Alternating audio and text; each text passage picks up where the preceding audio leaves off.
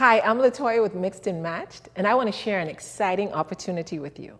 Mixed and Matched is presenting its first workshop for biological mothers and stepmothers on March 30th right here in Dallas, Texas. So if you're a biological mom or a stepmother, or if you know of biological moms and stepmoms, then we encourage you to get registered for this event, where you'd be given tools to help you navigate through blending a family well. We have tools for grief resolution, effective communication, and resolving conflict. So we encourage you to get registered today so you can have assistance in blending your family well. Oh, family is unity, sharing one commonality, building love with sincerity, each one connected to show God's love. Welcome back to Mixed and Matched. I'm Latoya. As always, it is a pleasure to have you joining us today. Here on Mixed and Matched, we're excited and passionate about seeing blended families blend well. If this is your first time joining us, feel free to check our YouTube page. See our vision and mission video that tells you more about the heart behind this ministry. But today, I am super excited. I get to interview my very good friends, Chris and Christina, as they share their journey as they blend their family well. Chris and Christina, thank you so much for being with us today. I'm super excited. Thank you Thanks for having us. So the golden question. Yes. How did you two meet? Well, we met in a place workshop, Christina and I, and it's a workshop that we do at NDCBF. And she was going over the assessment with me, and just it was kind of nice to get to know her and just to see her heart during that assessment and the way she was serving the Lord at that time. And after the assessment, you know, after it was done, I was walking out and something kind of came over me, and I asked the question to myself, was that the one? Was that the one that God was sending for me? It was the question that kind of came out of nowhere because I wasn't expecting it. Because I wasn't. This is an amazing woman after that first interaction. Man. That's pretty good. That's pretty good. Yes, sir. And I was secretly reviewing his assessment to see what his personality was Look like. at that. The inside scoop. Couldn't get any better than that. Okay. So, Chris, you kind of told us already. Initially, you just saw her heart for the Lord. So, but then, like, what gave you more of a interest and more of a confirmation that this is someone that I want to influence my children? Well, throughout it, we spent a lot of time together. That was not just only with the church, but we also had like get-togethers and all of that good stuff With the singles ministry. Yeah, so we got to know each other, and I can always tell that Christina had a heart for God, and she also had a heart for others around her. Yes, she does. Nice. She really does. Amazing. Yes. So what about you, Christina? What made Chris a man that you would say, you know what, I want to partner with him and help him influence his children? So it's interesting because I initially was really attracted to and admired Chris's heart. I felt like he has a big heart. We did do things, our singles ministry was very close and very active with each other at the time. And so we would have like Sunday dinners together, and you know, there's never really a lot of men in singles ministry, Right. But the few that were there and that we were all just kind of friends with would come over. Chris is a great cook, so he would Yes. bring food. Those feelings. Not just the plates or the drinks, you know, but he was just engaged with the entire group. Right. And I'll tell you honestly, I didn't know that if he really did like me because he was so personable, but very much a gentleman to all of the women in the group. And I just really felt like, regardless of if he likes me or not, this man would be a really good friend. Right. But his heart, he's got a big heart, and he's That's very kind and amazing. thoughtful. Yeah. I love the story. I mean, I got to see it firsthand, but I'm glad we can share it with the world. So now that you're in this thing and blending a family, what would you say have been the biggest challenges? Well, I'll say for me, I don't have any children, and so, but I have two bonus sons from Chris, and so as a stepmother, a new stepmother, I really have tried to not think about maybe what the world or society would place on a stepmother, and I have approached my relationship with my stepsons, knowing that they don't need a mother. They have a mother. She's active in their life. She's a good mother to them. I had to really think about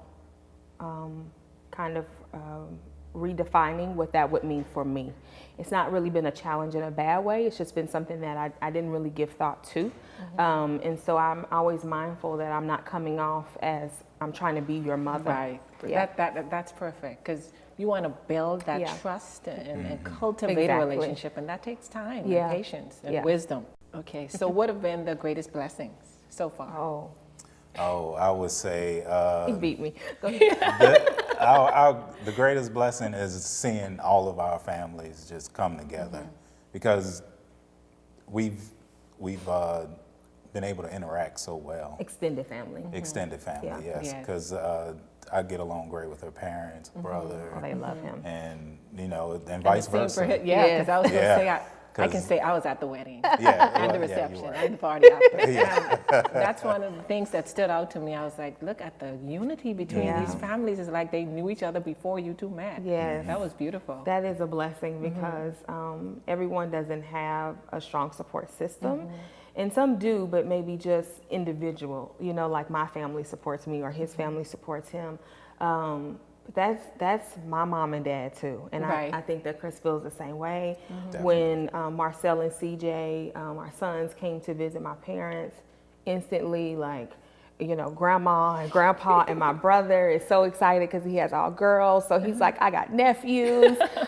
So we have a very strong support system, and it's really good to see not just our intermediate family blend well, but our extended family has blend well. blended very well. That is so good, because I think we stay so focused on the immediate, we Yeah. forget about the extended. Yeah. Yes. And can they're count just as on- important. You can count on Christina to stretch you in every way possible. Now, I don't know if Christina minds me saying this, but Christina also helps out with this organization tremendously. She does all of our communications work and does an excellent job. Thank you, Toya. She is such a gift. It's my honestly. pleasure. Chris, you did well. Yes, I did. I'm here to agree with that. So, Christina, what would you say now that you're blending and Yeah. as a woman that didn't have children of your own? Like, what advice would you give to another woman, just in terms of preparation? I would say to not approach the relationship with the children as if they owe you the respect of being their mother. Whether they have one in their life or not, I think it's just very important that you be mindful that you want to allow for God to lead you to be whoever that child needs for you to be. It may not be a mother figure. It might be someone that is a friend first. It may be just being able to feel care and love, someone that is thoughtful and mindful of their needs as well. One of the things that I try to keep in mind, our youngest comes and visits every other weekend, and I want for him to know that his father is still his father, and that Chris's time with him is just as important as our time together. And so I take time to step away to make sure that they have time and moments by themselves. If it's a whole day or if it's a whole weekend, I want for him to know that I'm not here to invade that space. And Christina, this is so powerful. And the more you speak about this, the more I see how important it is for a woman to come into a relationship like this, confident first in who she is in Christ. Yes. And then confident in herself. Yes. Because it's difficult to do that if you don't get that confidence in Yeah. Christ and confidence in yourself Yeah. first. And thank you so much. That was powerful. So, with that being said, when you think of navigating through your relationship as a couple and your sons, because your sons are older. Yeah. Your sons Definitely. that are 15 older. and 21. Right, and yes. They're really getting up. They're grown men. They're about to be out the way. So that's why I use the term influence and not raise. Because, Yeah. these They have been raised, Yeah. and they've been raised well by their Right. mother and father, and I need to respect that. Right. Yeah. So Chris, as a male, what advice would you give to a man that may be considering bringing a woman into his life?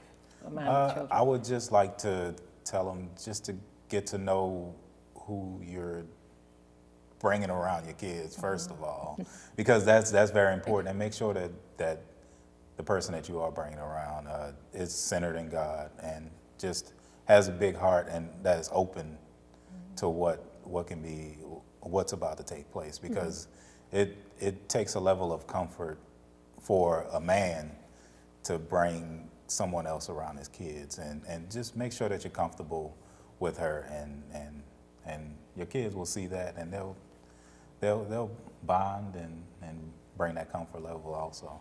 Very good. And Christina, any other things you want to share with women, or? Because I think I would just say be prayerful, and know that it's going to be a learning experience. If you have preset ideas on what the relationship between you and your spouse's child is going to be like, you probably want to just let that go. My relationship with CJ, he's a grown man, so that may look a little bit different than my relationship with Marcel, who's 15 years old. And so I want to be mindful that I'm not doing anything to be disrespectful, whether it's to them, to their father in front of them, or I don't want to be disrespectful behind them, when they're not watching either, but I don't want to do anything that compromises that relationship. I don't ever want to be disrespectful to their mother either.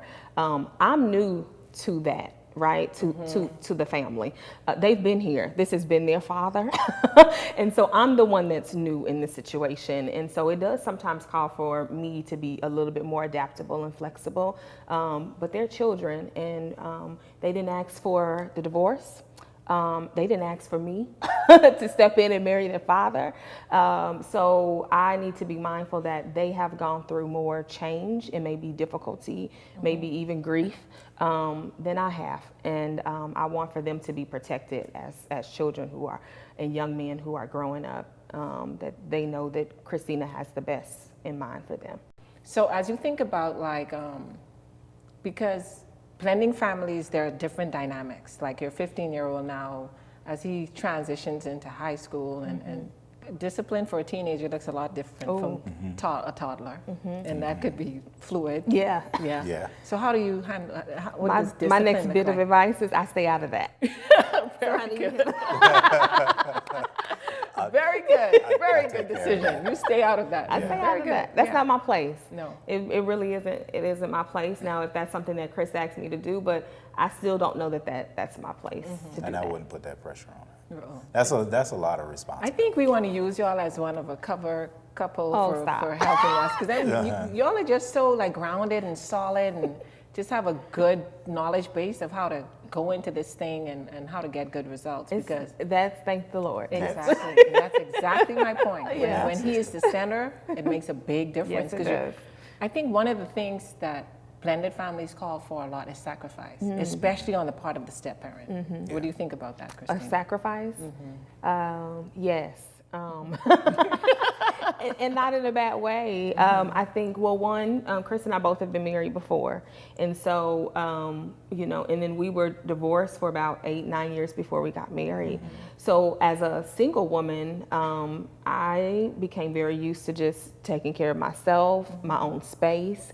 I'm the youngest in the siblings, so I didn't really have any brothers or sisters younger than me. Not that I don't love children and aren't familiar with them, but you grow up just with your environment. So the home environment even feels different, right? So there's adjustments, but I am a better person with this man of God than without him. So the sacrifices that need to be made, I'll get it done. I love it. Thank you. You're welcome. I love it. Well, Chris and Christina, thank you so much for joining us on Mixed and Match today. I'm moved by your story because I got to see it from the beginning. I got to see the middle. I got to enjoy the beans and see y'all just hang out together. So it's been beautiful watching the journey. But thank you so much for sharing your story with the world. Thank you, I am sure your story has impacted the lives of those that are watching this today. Thank you so much. Thanks for having us. So thank you for joining us here today on Mixed and Matched. I am sure that your life has been impacted today by Chris and Christina's story. So we'll see you next time on Mixed and Matched. And until then, remember, God loves you right where you are. Love well, live well.